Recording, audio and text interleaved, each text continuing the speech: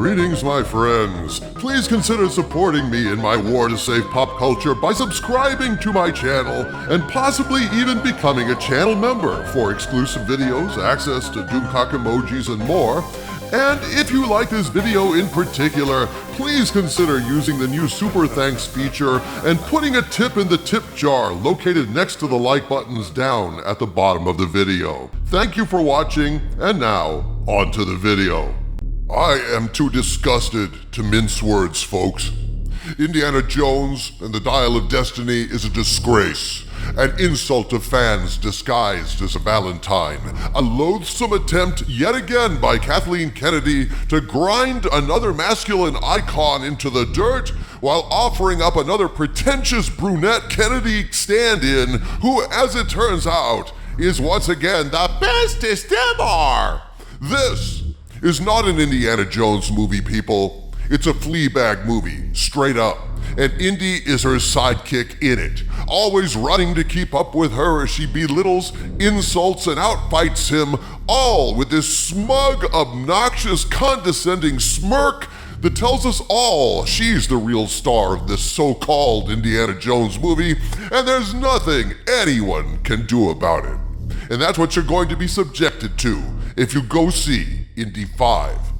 Folks, as the critical drinker admitted, as Chris Gore proclaimed, as Twitter retweeted over and over again, hashtag Doomcock was right. This is clearly a film that has been extensively reshot. In terms of tone and style, there are at least 3 different movies pieced together in here, with an ending clearly reshot this year, just a few months ago, that feels totally tacked on. My friends, I broke the rumor years ago that Indy 5 involved time travel. I was the first to break that news, and 2 months after my video, the Daily Mail published leaked set photos proving the time travel angle.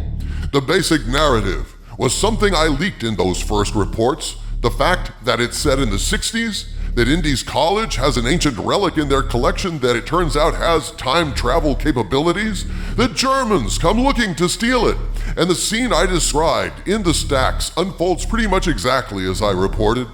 I reported on a ton of reshoots, of scrapbooking, of multiple endings, all of which tested badly with audiences, John Williams himself, and then later Harrison Ford himself, all verified rumors that I had reported earlier as time went on.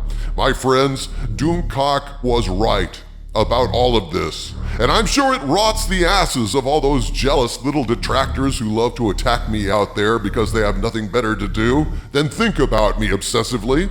But once again, Doomcock was right, and you can see it in the tonal shifts throughout this film. The first film sandwiched in here is a sad meditation on a man aging and facing losing his faculties. This is the movie that James Mangold wanted to make, like Wolverine buying the farm in Logan. A sad, defeated man in a sad, defeated movie. The second movie is the one Kathleen Kennedy wanted to make, wherein a stunning, brave slay queen mocks, insults, humiliates, pisses on, breaks, and replaces a male icon, all to put the patriarchy in its place.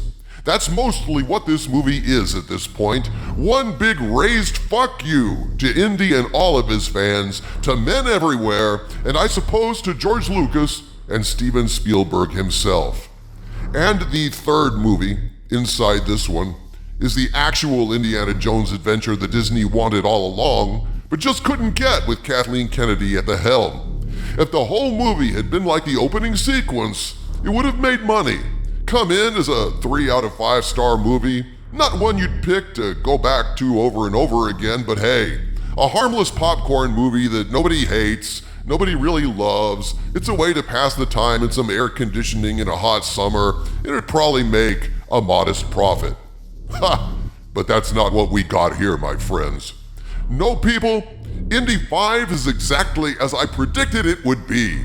Exactly as my sources warned us it would be for years. An overworked Frankensteinian patchwork film slapped together from roughly 3 different movies worth of footage and a last-minute desperate tacked-on ending they shot a few months ago that sticks out like a sore thumb. You may wonder, how does such a thing hang together? All these different scripts, all these different versions. How well does the movie come out together in the end? It doesn't. This movie feels like it never really gets started. It sleepwalks from dull cliched action scene to dull cliched action scene, in between which the characters hit their marks and say their lines to get from point A to point B with the least amount of flair possible. I mean, my God, people, this movie is a steaming pile of shit for any fan of Indiana Jones. 2 hours and 25 minutes of an obnoxious woman belittling and showing up a senior citizen who really just wants to be left alone in his apartment in peace and quiet to drink. For a normie who doesn't give a shit about Indiana Jones, who doesn't care about a snarky sneering at an old man the whole movie, and who hasn't seen any action movies before, and is therefore unable to detect the many cliches we've seen done much better before, they might find this movie to be meh. But for the rest of us, Indiana Jones and the Dial of Destiny is just another piece of cultural assassination, and Indy is sacrificed on the altar of woke with Phoebe Waller-Bridge as the dagger. In short, you did not like this movie. No, Harvey Cthulhu. No, I did not like the spectacle of Indiana Jones being belittled, humiliated, and turned into Fleabag's sidekick as she beats up men twice her size, solves all the puzzles, rips off Indy, saves Indy repeatedly, and eventually punches Indy unconscious. But we'll get to that final insult in a minute, because it's the most obnoxious and unforgivable part of this shit show. But let's start at the beginning. Is there anything good I can say about this film? There's precious little that I can say about this movie that's good, so let's get that out here right up front. There are 2 moments of brilliance in this film, and they both come straight from Harrison Ford. There's a scene where Indy talks about how the death of his son Mutt in Vietnam broke up his marriage with Marion, and this is some of the best acting that Harrison Ford has ever done. It's quiet, deep and sad, understated, an old man haunted by some of the saddest mistakes of his life. Wow. Yeah, that's what I go to an Indiana Jones movie for, Doomcock. To watch an old guy be miserable about his divorce and melancholy about his dead son. He sounds like a lot of fun. Not. Oh, you got that right, Harvey. Oh, it would have brought the movie down if the movie had ever gotten up in the first place. Now, if this had been a good movie, then Harrison Ford's touching scene would have felt like an inevitable part of the story. It would have advanced the whole movie and enhanced the action scenes, not distracted from them. Ford's touching emotional scene would have resonated with the script, been integrated into it in a way that would magnify the themes and advance the story. But sadly, this movie is anything but integrated. It's a series of video game cutscenes loosely strung together, with action scenes so bland, I hesitate to call them action scenes at all. I just don't know what the fuck else to call them. Perhaps in-action scenes would be appropriate, Let me tell you, if you were hoping that the tuk-tuk chase that Lucasfilm leaked to raise public interest was the least of the action scenes, that they had better things waiting when you go into the movie, I got some bad news for you, folks.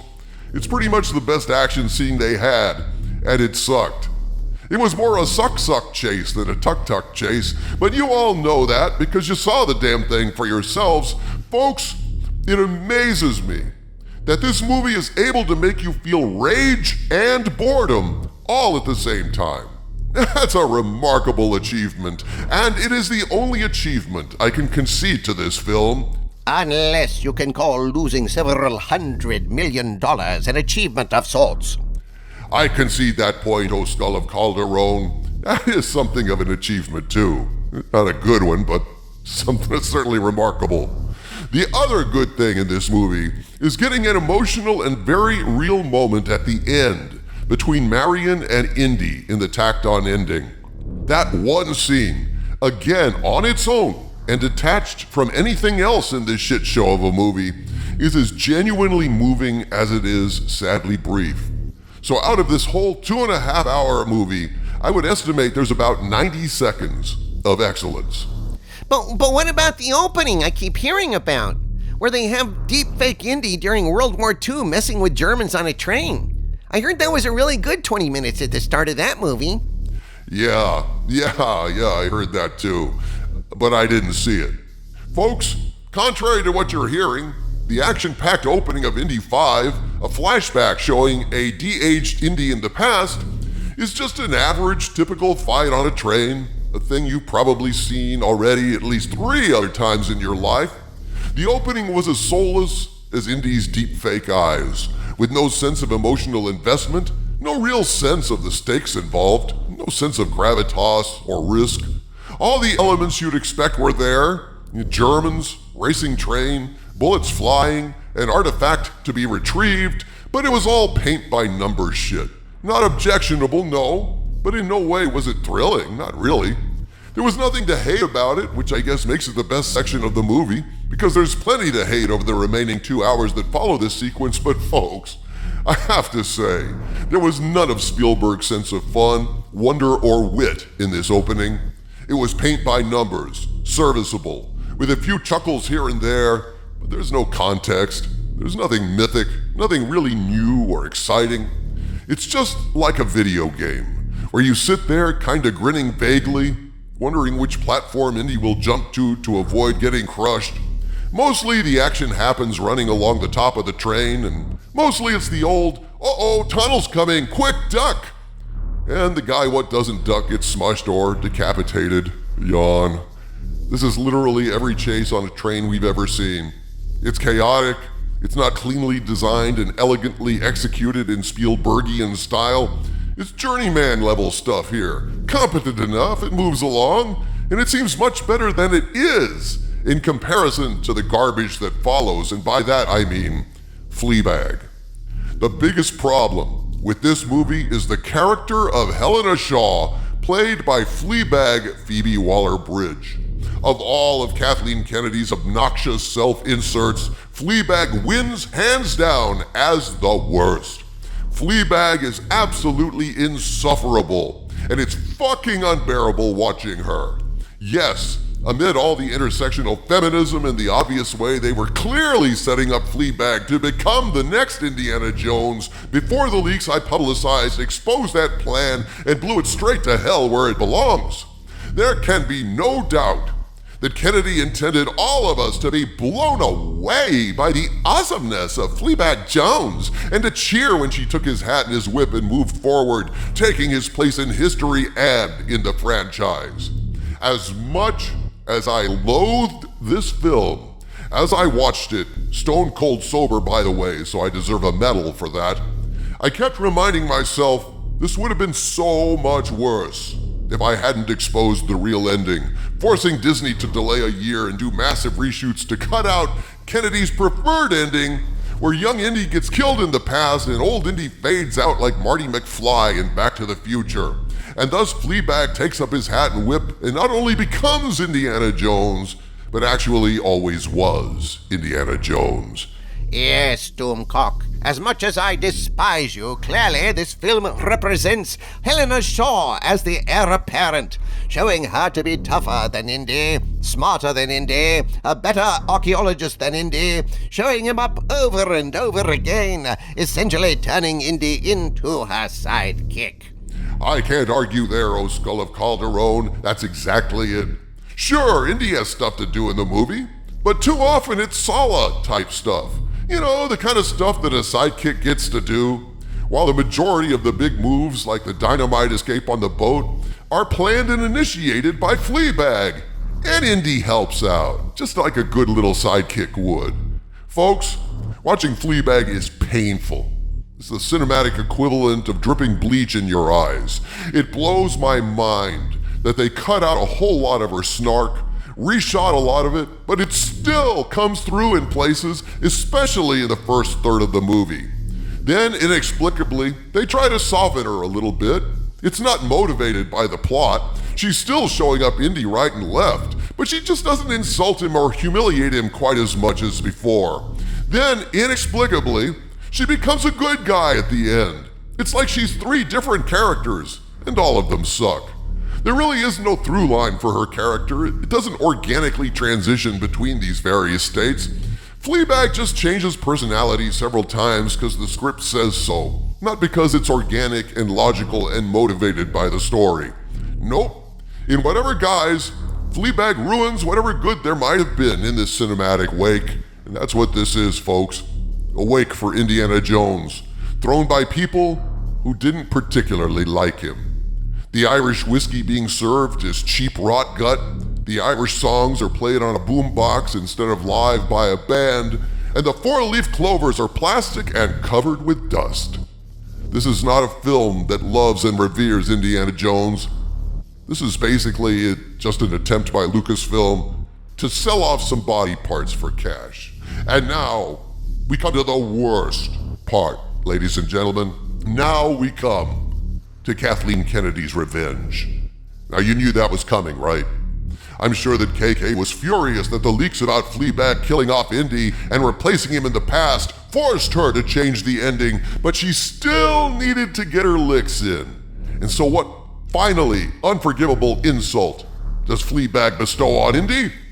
When they finally time travel at the end of the movie, Indy is shot and they jump out of a plane into an ancient Greek battle. At this point in the movie, my sources tell me, Indy was supposed to die, which is why what follows is so disjointed and tacked on. Kennedy doesn't get to kill Indy and take his place, so what does she do? She has this obnoxious piece of shit Fleabag knock Indy out with a punch to the face. Yep, Kennedy just had to have the bestest ever punch an old man in the face and knock him out in his own movie. They assault Indy physically here, but just before that, they assault his character intellectually, and they destroy him.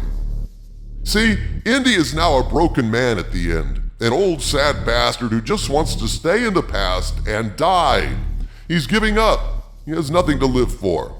He tells Fleabag to leave him there in the past to die, and the unforgivable insult to the character of Indiana Jones is that, as an academic and archaeologist, he would know that he can't stay in the past. His mere presence would destroy the history he's loved his whole career. So this is character assassination of the worst kind. They negate everything that Indy stands for, pulling a Jake Skywalker on him by turning everything we know about Indy on its head, twisting this character beyond all recognition, and then Fleabag knocks him the fuck out with one punch of her tiny bony fist. And for this reason, every Indiana Jones fan should hate this film. It's a tragic end to a grand legacy, but then again, those are the only kinds of endings Kathleen Kennedy ever gives anyone. Anyone male, that is. My friends, if you love Indiana Jones, honor his memory by skipping this movie. It's not a love letter to Indy. It's a hit piece, a slander, and a damn disgrace. From the center of the earth, this is Dictor Van Doomcock bidding you all, my friends, stay angry.